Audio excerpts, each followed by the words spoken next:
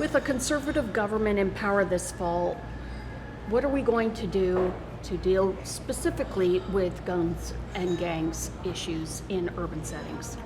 Well, great question. I know in centers like Toronto and Greater Toronto, it's a huge concern, and it legitimately so. I think it's important to recognize that should Canadians give us the privilege of serving them as government this fall, we will, and Mr. Scheer, our leader, has already highlighted a number of things we want to focus on. One, obviously we need to hold those who are committing offenses and connections to gangs, we need to hold them to account. And they need to be held to account for the crimes they commit, and so their sentences are commensurate with the type of crimes they commit. Also, we need to focus on the smuggling issue and make sure that the illegal firearms and the flow of those into this country, as I said previously, is dealt with.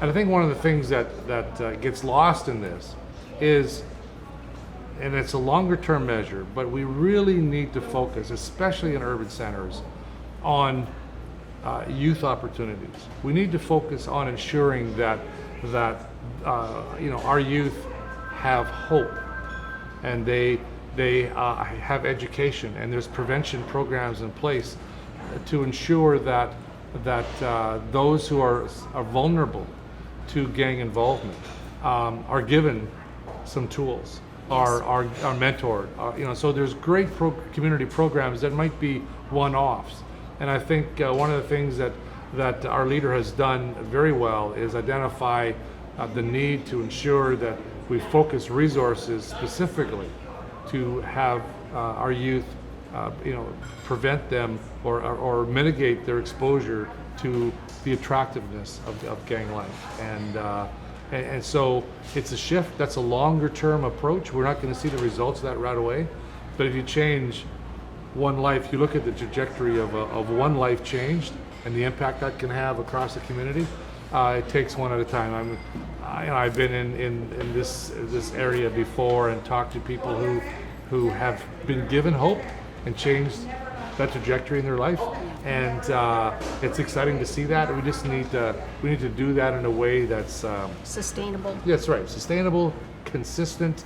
We talked before. You mentioned metrics. Metrics. Yeah. We need to ensure that the programs aren't just money grabs, that they are, that the organizations who play these out can contribute or can develop programs that actually contribute. We can measure the successes that they're having by changed lives, and that's what's important. One kid saved from a life of violence is a measure. Absolutely. That's success in Absolutely. our community. Yeah. Couldn't agree more. It's timely that you mentioned that, because we had a shooting here just a couple of weeks ago, 200 meters away from a community center that had been closed for a year and a half due to a lack of funding from the city to keep this community center open. And it was geared and targeted towards the community in which this shooting took place. And so with more resources or more focus on the prevention, the youth at risk, giving alternatives, giving other opportunities, I really believe that is one of the solutions for Scarborough Southwest. The reality is the gang violence, which is the majority of homicides in this country are gang related.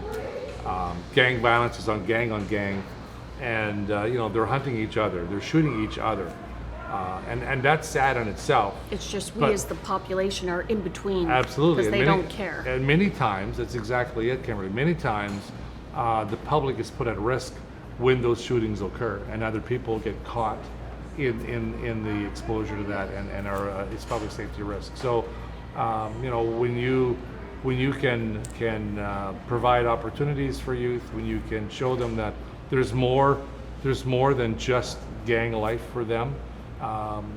These are smart kids. These are kids who otherwise haven't had an opportunity to see things any differently, and it takes time, it takes resources, it takes commitment, and it takes a community. It's not government who can solve this on its own, and we both know that. It's working together collaboratively with law enforcement, with parents, with schools, with community groups, and with government too, at all levels of government, to make these things work. And so I'm excited for what can be. Thank you for that. I needed to hear that. I think the people of Scarborough Southwest needed to hear that there's a plan, there's a foreseeable way ahead. It's not Yes. just a dim tunnel. So, Banning thank you. firearms will not That's not protect going public to safety. No. It will not. Changing mindsets, changing culture, those sort of things. Dealing with some of the crime. That we have gangs proliferate. Why? Because there's drug issues, right? We have addiction issues. We have mental health issues in this country, and those are things we need to focus on as well. And we have firearms coming in across a porous border, easy access, and something that I had learned from our police discussions is the dial-up system, where you can dial up and hire somebody to shoot somebody, so they'll lend you their weapon, they'll go shoot somebody and then return it back. That just astounded me. But it was interesting to listen to, and it's something that people like me need to learn about, become aware. So, yeah, that's awesome. Awareness and having access to accurate information. Yep.